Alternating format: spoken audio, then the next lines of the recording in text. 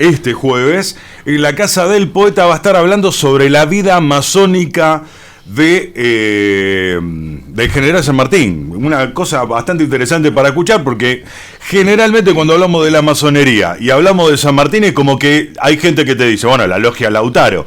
¿Qué era la logia Lautaro? ¿Cómo venía conformándose? Como que te quedan algunas dudas.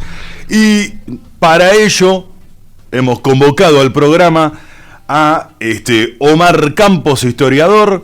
Un placer tenerte acá. Por supuesto, el jueves a las 18 horas te vamos a ver en la Casa del Poeta, donde vas a explayarte sobre la vida masónica de San Martín. ¿Cómo estás? Muy buenos días a todo el movimiento nacional.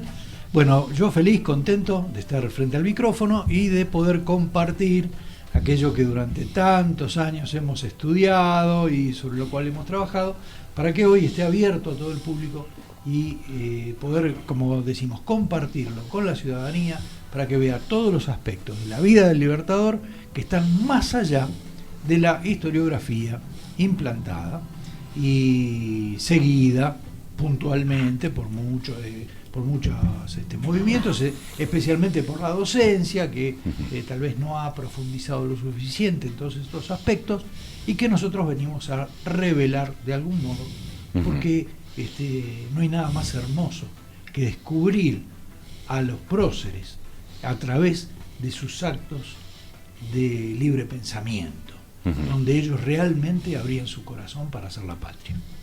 Bueno, interesante esto de pensar en la patria y de pensar, digamos, esa influencia masónica en la construcción de la patria, en la construcción de San Martín, de Bolívar. Mira, lo que vamos a hablar el jueves radica básicamente en cuáles son las razones de fondo a través de las cuales San Martín, de ser un oficial del ejército realista, por alguna razón se cambia de bando. Podemos decirlo de este modo. Hay algunos que hablan de traición, hay algunos que hablan de otros aspectos en los cuales nosotros empezamos a trabajar sobre ese tema y hemos descubierto cuáles son los motivos que llevan a San Martín a emprender esta nueva vida, una vida para la cual él no estaba preparado, pero que descubre a través de los movimientos que se producían en ese momento en España, descubre lo que estaba sucediendo en América. Había un velo, había un manto que cubría todo lo que sucedía en América y que comienza a develarse a través de estos estudios que San Martín y sus cofrades comienzan a hacer y descubren, digamos así, que la situación americana era muy diferente a la que se planteaba y que había un grupo de hombres que eran capaces de cambiar esa realidad. Y ahí, con este pie, damos comienzo a la charla del próximo jueves.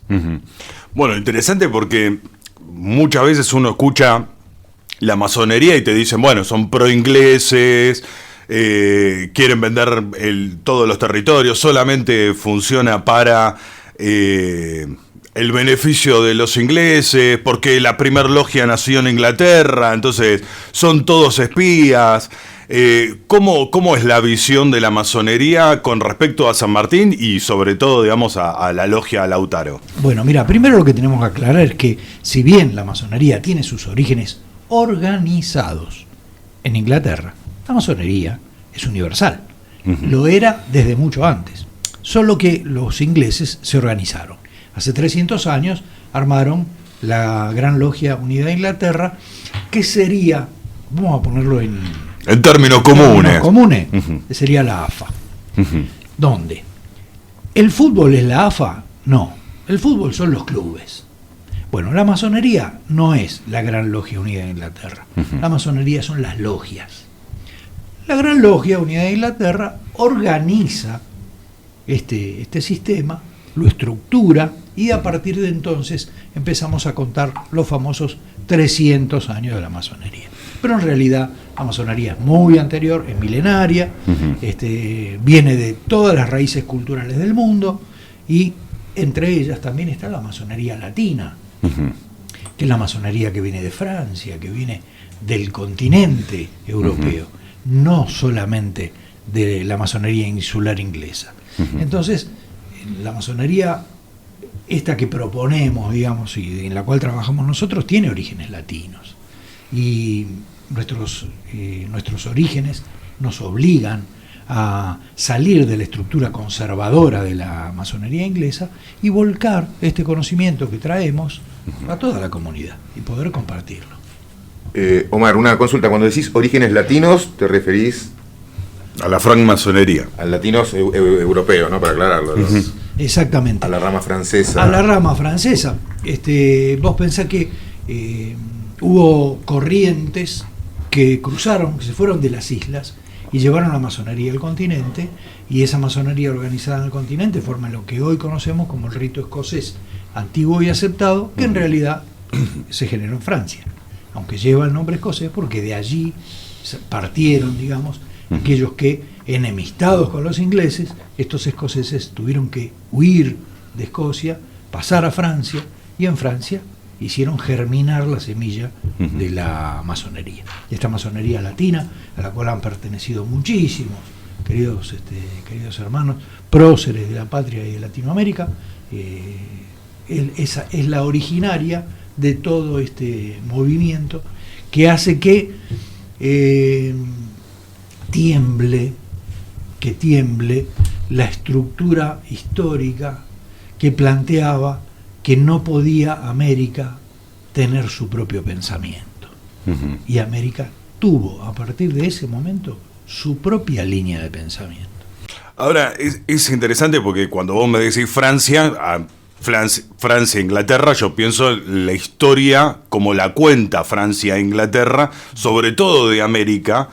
Y lo loco de esto es que vos me estás diciendo, digamos, que si bien nosotros cuando hablamos de historia, hablamos de la historia negra o del cuento negro de Francia e Inglaterra, hablando mal de España, y justamente en el periodo de la independencia, y sin embargo vos me estás hablando de un San Martín que es masón y que hace la independencia pensando en Latinoamérica, no pensando en Europa.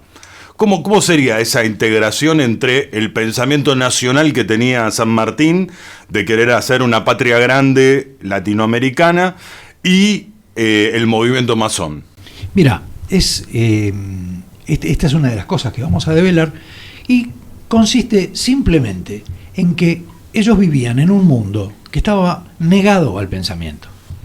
Cuando se le acerca a este grupo, de muchos de ellos militares europeos, cuando se les acerca esta pauta de conocimiento, se los reúne, y fíjate que eran todos latinoamericanos, ¿no? Hablamos de Miranda, Sapiola, Bolívar, San Martín, etcétera, etcétera, O'Higgins, todos americanos, nativos, pero que habían sido todos educados en las escuelas europeas. Entonces sus líneas de pensamiento tenían otra pertenencia. Se les acerca esta posibilidad de esta revelación de qué estaba sucediendo en América. Entonces, ¿cuándo tenía que suceder esto? En el momento, básicamente, en el que cae la monarquía española. Entonces, era el momento histórico ideal para que esto sucediera. Y sucede. Las líneas estaban delgadas, estaba flaco el espíritu, estaba empobrecido el ideal. Era el momento de la revolución. Entonces, ¿quiénes podían hacerlo? Hombres que estuvieran militarmente capacitados para hacerlo, hombres que estuvieran económicamente capacitados para afrontarlo, que no era el caso de San Martín, pero San Martín tenía así la capacidad militar de poder hacerlo, y otros que tenían el poder de las ideas. Y acá se produce la mezcla perfecta. En esa gran licuadora, algunos llevaron ideas, otros llevaron el capital y otros llevaron la impronta militar. Y con esta conjunción se conforma la fragata George Canning, que es la que viene trayendo todo este cúmulo para la fundación de la masonería en este lado del océano. Aunque la masonería ya existía, porque estamos hablando de que de 1807 ya existía la Logia Independencia, que funcionaba en Buenos Aires y que reunía ya un montón de partidarios de estas nuevas ideas. Pero eran un puñado de hombres, no eran una organización nucleada, efectiva, sino eran un puñado. Pero ellos fueron quienes recibieron a estos que llegaron para la conformación del primer triángulo masónico en Buenos Aires. Ujú. Primer triángulo masónico, Alvear, Sapiola, San Martín. Eran tres los que arman la organización de este triángulo. El presidente de este triángulo era Alvear, y a partir de allí empiezan a la conformación de lo que termina siendo la Logia Lautaro, pero que antes de la Logia Lautaro fue el triángulo masónico. Bien, triángulo, para aquellos que no lo saben, es cuando hay solamente 3 maestros masones trabajando juntos, Exactamente. antes de que sea una logia. Antes de armar una logia. Es decir, bueno, se juntan 3 maestros con un objetivo de promover sus ideas y su ideal, y comienzan a trabajar en la sociedad, explicando cuáles son las razones por las cuales ellos están trabajando, y empiezan a juntar voluntades. ¿Cuál era la virtud que podían aportar ellos en este contexto? Que podían hacerlo, gracias al paraguas de la masonería, de modo secreto. Entonces, poder trabajar sobre sus ideales con la comunidad de un modo secreto, esto quiere decir que no corría riesgo su vida a la hora de promover las ideas, era realmente el paraguas de la masonería el camino ideal como para poder hacerlo sin ponerse en riesgo. Recordemos que en algunos aspectos la libertad de pensamiento era tal vez uno de los pecados más grandes de la sociedad en ese momento. Nadie estaba dispuesto a ceder la libertad de pensamiento. El pensamiento único era el que provenía del absolutismo español. Quien pensara diferente se ponía en la vereda opuesta y se ofrecía su vida a cambio. Entonces el hecho de poder hacerlo en un clima de secreto le inspiraba seguridad al movimiento. ¿Cómo le explicamos a sectores que no conocen bien la masonería cuál es la doctrina o los pensamientos de la masonería? Mirá, la doctrina y el pensamiento de la masonería. Claro, para que tengan claro, hay gente que no sabe que no sabe. ¿Cómo llegamos a ello para que tengan claro? Porque Mira, se está hablando de San Martín, ¿no? O sea, uno de los principales patriotas. Bien, lo fundamental, el eje central de la masonería es el libre pensamiento. La defensa del libre pensamiento a ultranza. El combate del pensamiento único. Y esto es, abrimos nuestro corazón para aceptar a todos aquellos que no piensan como nosotros, pero también exigimos ser escuchados, exigimos ser respetados, que nuestro discurso, todo lo que tenemos para decir, siga siendo respetado en todos los aspectos. Y acá viene la parte más severa. Cuando uno piensa diferente, habitualmente piensa mejor. Y aquellos que no admiten el libre pensamiento no están dispuestos a ceder su territorio. Y acá es donde tenemos que empezar a trabajar. Y los conceptos de libertad de los cuales hablamos son los verdaderos y originales conceptos. Un poco lo que tiene que ver, que yo cuando le dije que eran periodistas, cuando habla de la libertad de pensamientos, ¿no? No, mira, es mi visión de la masonería, es en tiempos de absolutismo, es una expresión del liberalismo que es revolucionario en ese momento, claramente, y que lógicamente se tiene que organizar en forma secreta porque es un movimiento en principio clandestino que plantea nada menos que una revolución antiabsolutista. Así que lo veo que en el marco histórico me parece totalmente entendible que se organicen así de forma secreta y con sus propios códigos, como tiene toda logia secreta, ¿no? La logia del GO no era masónica, pero era una logia porque estaban planeando hacer una revolución contra un gobierno del fraude patriótico y de la década infame. Y me parece, ahí sí, bueno, que hay claras vinculaciones entre San Martín y sobre todo en su viaje que hace a Inglaterra, ¿no? Que claramente lo tiene que hacer porque no había manera de venir de España a América en un avión. Y aparte en conflicto no había manera de llegar al Río de la Plata, sino era pasando por Gran Bretaña, donde conoce a Miranda y donde compra su sable también, de paso. Uh-huh. Y al no haber partidos políticos, la forma de canalizar una ideología y relacionarte y vincularte con otros era en las formas de logia. Aparentemente, bueno, eso es la razón de la formación de la logia Lautaro. No conocía el tema del triángulo masónico y eso, que es muy, muy interesante, por ahí me gustaría aprender más al respecto. Hablamos de una logia, hablamos de diferentes tipos de logia que habían en América Latina, esto de hablar de las logias Lautaro, de las que todavía siguen existiendo, pero ¿qué virtud tenía San Martín? ¿Qué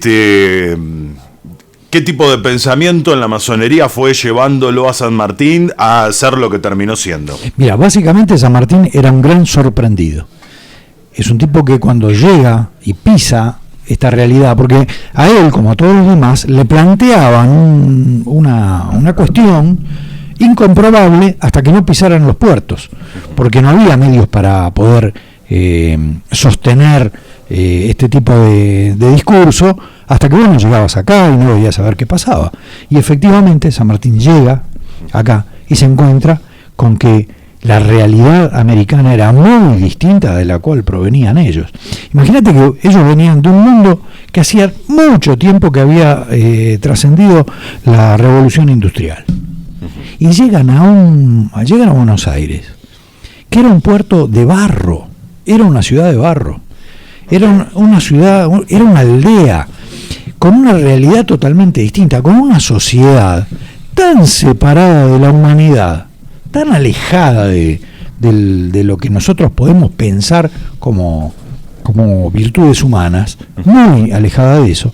San Martín se encuentra con esclavos, con gente que no estaba educada, con los pocos educados eran porque venían educados de España, con una estructura ciudadana destruida, con un puerto que básicamente se manejaba destructuradamente a través del contrabando. Entonces dice, ¿dónde estoy? ¿Cuál es la realidad? Entonces le traen documentación y dicen, mire maestro, acá faltan 5 millones de personas. ¿Cómo 5 millones de personas? Sí, porque estos pueblos originarios, los incas entre ellos, no están más. Acá había todo esto y ya no está. ¿Y a cuenta de quién? A cuenta de los ejércitos que usted defendió hasta el día de ayer. Entonces, la revelación que se le produce a él y a todos los demás es rotunda. El nacimiento de su visión no proviene solamente de información, sino de haber atravesado realmente qué estaba sucediendo en América. Y ahí despierta el San Martín, el hombre inteligente, el hombre diferente. San Martín era un hombre muy diferente, hablaba 5 idiomas, era un hombre muy diferente. Y ahí despierta este hombre diferente que hace, que convierte en hechos todo lo que hasta ayer era el pensamiento. Y comienza a pensar y lo empieza a ejecutar ya siendo gobernador de Cuyo, cuando a través de acciones directas establece, por ejemplo, la primera ley de defensa de la industria nacional. Imagínate, arranca de ahí. El vino y el aguardiente. El vino y el aguardiente. Pero además el desarrollo de los canales de riego transforma a Mendoza de un claro, la vinoteca, de ser un desierto, lo transforma en un vergel. San Martín, cuando es originalmente invitado a ser gobernador de Cuyo, tenía que establecer la gobernaduría en San Juan. Pero, porque San Juan era la capital de Cuyo. En San Juan estaban las grandes familias españolas de toda la vida. Perdón, quiero hacer porque para sacar pecho. Y la gobernación de Cuyo incluía nuestra provincia, nuestra querida provincia de San Luis, que tantos granaderos dio al ejército de los Andes. Brillante. En ese aspecto, San Martín advierte que si él se va a establecer su escritorio en San Juan, es hombre muerto, porque le iban a envenenar el mate. ¿Te podés imaginar? Por eso lo mandaron también. Por eso lo mandaron también, ¿no? Porque había que probarlo. ¿Y qué hicieron? Lo tiraron al fuego. Se equivocaron. estaba más allá del fuego. San Martín dijo, de ninguna manera yo no me siento en San Juan, se fue a Mendoza. Pero San Martín, miren que en Mendoza es un desierto, ¿ahí qué van a hacer? Déjame tranquilo. En 3 años lo dio vuelta. Empezó por la educación, siguió por la divulgación, porque los ideales hay que divulgarlos, pero además tenés que hacer que la gente te crea. ¿Cómo le creen a un tipo que encima habla medio en andaluz? Y el tipo se hizo entender. No solamente se hizo entender, los convenció y se los llevó a cruzar los Andes. Se llevó 5.000 hombres de Cuyo. Atrás de los hombres se llevó a las mujeres y los hijos que venían caminando mucho más atrás. Familias enteras. Una ciudad en movimiento. Una ciudad en movimiento. Y te hago esta cuenta.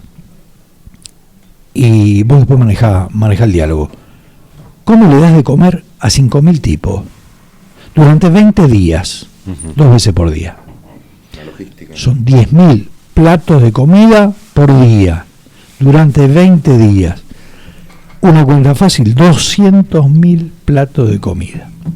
A vos te cuesta llenar la heladera de lunes a viernes, decime cómo haces para pensar que vas a tener que darle de comer a toda esta gente, hacer 200.000 platos de comida, como mínimo, durante todo este tiempo. Tenés que generar los recursos, tenés que generar el material, tenés que tener los elementos para que todo esto sea verdad. Y entonces en adelante empieza a descubrirse el San Martín diferente, el hombre que era capaz de pensar cosas que nadie pensaba. Ese era el San Martín que venimos a descubrir. Sin duda. Bueno, acá entrado al estudio un descendiente de un guerrero del ejército de los Andes. Eso es lo que quería justamente mencionar. Ve, acércate un poco. Está porque todo relacionado. Acá somos todos. Este programa Somos todos, claro. Contame un poco cómo es esa cosa. Bueno, acá trajiste un libro. Estamos hablando con el diputado provincial, del representante del departamento de Junín. Que aparte, quiero decir que si hay alguien que me representa es el señor Walter Pollo. Bueno, buenos días. No, y justamente quería venir porque aparte el tema San Martín es un tema que me apasiona. Justamente traje para compartir el libro, la biografía de Juan Bautista Baigorria, nacido acá en la provincia de San Luis, quien es uno de los que salva a San Martín justamente. Libro que hacen los historiadores Colomido y Nora Costamagna, que la tenemos acá, y en el árbol genealógico que le desarrollan todo, bueno, está desde mi abuelo, mis padres, mi madre, bueno, todo queda sentado acá en el estudio que realizan. Por eso es algo, San Martín, cuando me dicen San Martín, es algo que lo llevo, y justamente lo llevo en la sangre. ¿En qué sentido? ¿Para mostrárnoslo y llevártelo de vuelta? No, se los dejo si quieren, lo ven, lo estudian. Yo soy profesor de historia, así que me lo voy a hacer primero. Déjatelo. Dale, Qué bueno. Bueno, lindo. Retorna. Juan Bautista Baigorria, nacido en el mismo día, no exactamente el mismo día, sino en la misma fecha, que Juan Bautista Cabral. Que Juan Bautista Cabral. El día del solsticio de verano. El día del solsticio de verano, que es el día donde el sol renace. El día que renació el sol, nació el negro Cabral y nació Baigorria. Los dos tipos que le salvan la vida a San Martín. El uno sin el otro no hubieran logrado eso, porque nosotros de pibe estudiábamos a Cabral, pero viste, Baigorria fue el que puso la vida primero, ¿no? Así que las cosas no son en vano. Y vos fíjate cómo hasta el nombre de los hombres habla de su destino. Qué bárbaro. Qué lindo. Y tiene que ver, digamos, con ese primer triángulo. No, ellos, estas almas se plegaron mucho después, no tanto después, se plegaron después a través de este hombre diferente que hablábamos de San Martín, que era capaz de arrastrar con la verdad el convencimiento. En los días de hoy, muchos de nosotros tienen la verdad, pero convencer cuesta mucho. ¿Por qué? Porque todos tenemos nuestras facultades en algún modo alteradas por la falta de libre pensamiento, Claro. por la conducción del pensamiento. Si vos volvés a estos orígenes y haces que los individuos desde la escuela tengan la fortuna de poder pensar el mundo, el país, la sociedad, desde lo que late en su corazón, las cosas son muy fáciles. Los hombres no pensamos tan distinto. Los que piensan distinto es aquellos que quieren que pensemos como ellos. Acá está el secreto, digamos.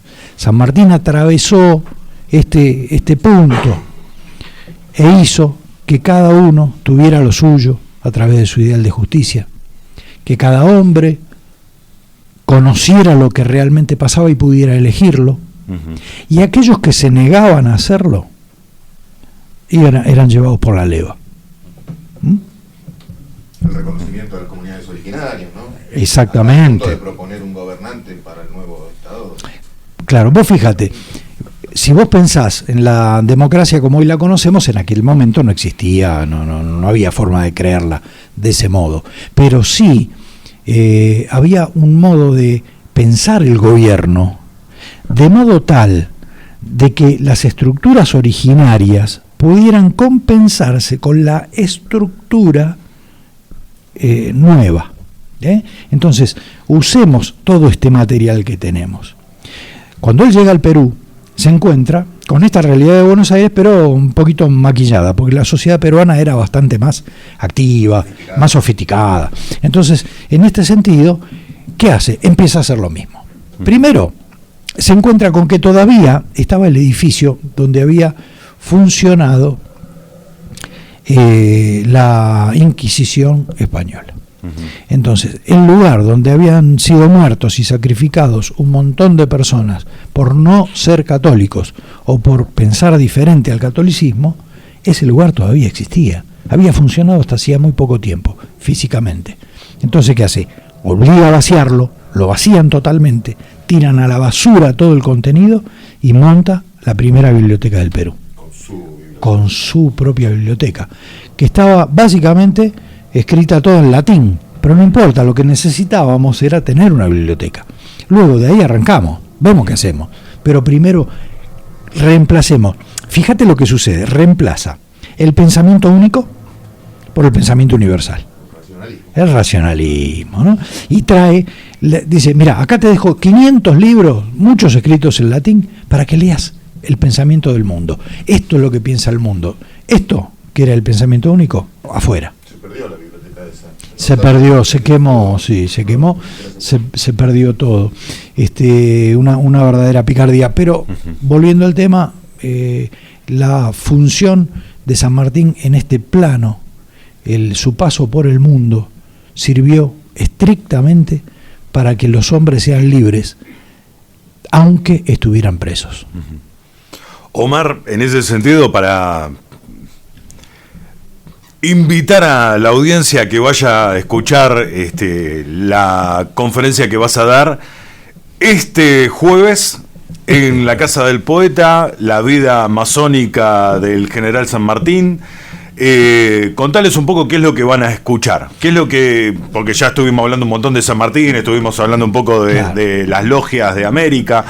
Ahora te pregunto, ¿qué es lo que va a poder escuchar el que va a ir a la conferencia? Bueno, vamos a hablar un poquito de todos estos temas. No spoileamos la conferencia con lo dicho hasta ahora, así que vamos a hablar de otras cosas. Vamos a agregar un montón de material, hay material visual para que tengan a mano.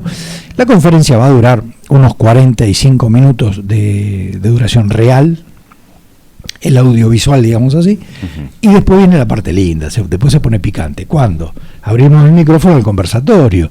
¿Para qué? Como va a venir mucha gente que sabe mucho de San Martín. Entonces no solamente me vas a escuchar a mí, sino que van a escuchar a mucha gente muy querida que va a hacer aportes formidables. Y está bueno porque tenemos que seguir estudiando, tenemos que seguir aprendiendo. Segundo, que todo esto que ustedes van a escuchar en la conferencia es producto de un gran estudio que hizo la masonería argentina, que está plasmada en libros. Entonces yo hasta les voy a dar, digamos, todas las referencias como para que puedan adquirir esa bibliografía donde todo esto que van a escuchar está fundamentado. Y finalmente, en la conversación final, como yo revelo mi pertenencia a la masonería, estoy abierto a que me hagan todas las preguntas que quieran. Y como siempre decimos, yo respondo, todas las que sepa las respondo. Y las que no, irán afuera. Así decir todas las que pueda. Todas las que puedan. Casi se me escapa. Sí, es muy interesante porque hay por ejemplo, en mi generación, yo tengo unos años más que ustedes, a nosotros de pibes nos vendieron otra cosa con San Martín. Entonces es interesante lo que estabas contando y bueno, creo que va a ser fantástico lo tuyo ahora en esto. Te lo digo porque yo tengo casi 80 años y de pibe nos vendieron otra cosa. ¿Entendés? Nos hablaban del caballo blanco que cruzó los Andes y Cabral que lo sacó de abajo el caballo, pero no más de eso. Santo de la espada. Claro. El santo de la espada. ¿Sabés? Yo sabía lo mismo que vos. Pensaba eso. En el año 2004 agarré una mula y me fui a cruzar los Andes. Y me hice todo el relevamiento del paso de los Patos, Sí. paso a paso, todo el relevamiento, que tardamos más o menos 8 días en hacerlo, hasta llegar a Chile. Eso en el paso de los Patos 2004. En el 2008 me hice la misma, pero a través del paso de Uspallata, hicimos todo el relevamiento, ahí llegamos hasta Valparaíso. Cruzamos a Chile con ayuda del ejército chileno que nos brindó los elementos, pero siempre a lomo de mula, porque es la única forma de establecer estrictamente qué es lo que pasó y cómo se hace. Hicimos el relevamiento del paso, escribimos un libro con todo eso, ¿viste? Y ya pasaron 20 años. La cordillera sigue ahí. Sí. Hoy hay líneas turísticas que te llevan a hacer esto. Cuando fuimos nosotros no existía todavía. Tuve la fortuna de ver los corrales donde donde se conservaron los animales en pie que se llevaron antes del cruce de los Andes. Cuando hablábamos de que había que hacer 200.000 platos de comida, muchos incluían carne, en una época donde no existía la refrigeración. Entonces, y la carne salada no la podés llevar toda al hombro, no importa. Un mes antes de arrancar el cruce de los Andes, salieron de Cuyo las vaquitas y San Martín las fue apostando a lo largo del cruce para que a medida que avanzaban los ejércitos se iba faenando las reses y había comida para todos. Un fenómeno. Sí, fantástico, fantástico. Fuera de serie. Muy bien, la verdad, Omar, no sé, por la cantidad de mensajes que me llegan, me parece que el jueves va a haber un montón de gente a las 18 horas en la casa del Poeta Agüero. La verdad que muy agradecido. Hermoso escucharlo, un tema que apasiona. Sí. Y aparte también es como todo, ¿no? Cuando tiene esta cuestión de que los medios y empiezan a hablar y empiezan a salir por todos lados a decir cosas, es como que agarras y decís, bueno, che, me gustaría escuchar la fuente, ¿no? Y acá estás escuchando la fuente. Muchos libros escritos, un gran conocedor de la vida de San Martín y aparte un compañero masón, así que la verdad que un placer tenerte en el programa y... Creo que se dice hermano. Hermano, sí, querido hermano. Pero nada, la verdad que súper agradecido por tenerte en el programa. Bueno, muchísimas gracias por recibirme y yo que soy merlino, quedo dispuesto a que alguna vez me inviten a hablar de San Martín cuando no sea la fecha sanmartiniana. Porque si no, solamente tenemos trabajo en agosto. Claro. Tal cual. Hay tanto para hablar, San Martín. Muchas gracias, la verdad, muy interesante. A ustedes. Muy interesante, en serio. Gracias. Gracias por estar acá. Buenísimo. Bien, hablando de gente